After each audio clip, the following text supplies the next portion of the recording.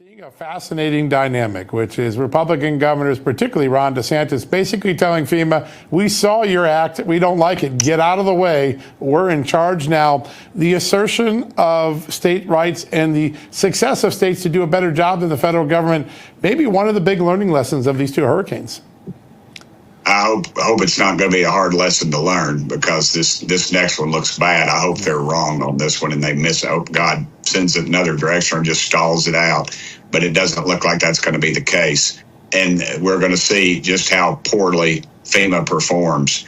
You know, I'm here in East Tennessee, Upper East Tennessee, further east of me is where the devastation was really hit. Talked to a sheriff yesterday that was just, their town was completely just obliterated. He said, Tim, they came through and did some kind of survey and we haven't seen them since. That's what you need to expect from your federal government. This department has a $40 billion budget, and now they're asking for more money, and we found $5 or $6 billion additional dollars they could use. They're not even looking at that. So I'm very skeptical of us going back into Congress on some emergency session and I've written a letter to FEMA. I'd like to know where they've spent the money in Tennessee and in North Carolina, in the counties specifically. Yeah. If they're dropping this kind of money, brother, they ought to have some receipts. Probably a brilliant idea. You know, so much of the responsibility and funding in this country falls on the shoulders of the federal government, when our founding fathers never intended it to look that way.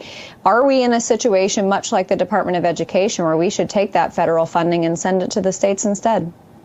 I think that is 100% correct, Amanda, and saying brilliant and Tim Burchett in the same sentence will not get you very far in Washington, D.C. I will be proposing that using some of my other members that have much more favor, maybe some of my moderate members, if we were fortunate enough to take the House and the Senate at numbers where we could pass something that's substantial. But that's what you got to do. There, like I say, there's no bureaucrat in Washington D.C. that's taught a kid how to read down here at Gibbs Middle School. And I dare say that you can say that all over the country. And there's billions of dollars that should just go straight to the state. And Governor DeSantis has proven how it's supposed to be done. He has just said, y'all get out of my way. Vice President Kamala Harris has said, well, I tried to call him, but he wouldn't take my call, kind of arrogantly. And he, in fact, said, she's never called me in 3.5 years. And he named several storms that have come through there and never heard from them. They're not waiting on them. And you're waiting on the federal government.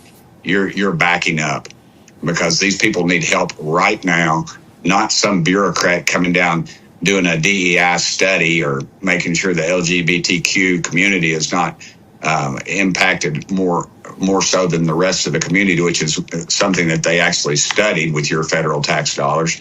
So I think anybody hurting, I don't care who they're sleeping with, the color of their skin, or how they vote, or if they don't vote, or if they pay taxes or not. If they're an American citizen, they're hurting. That's what this stuff is for.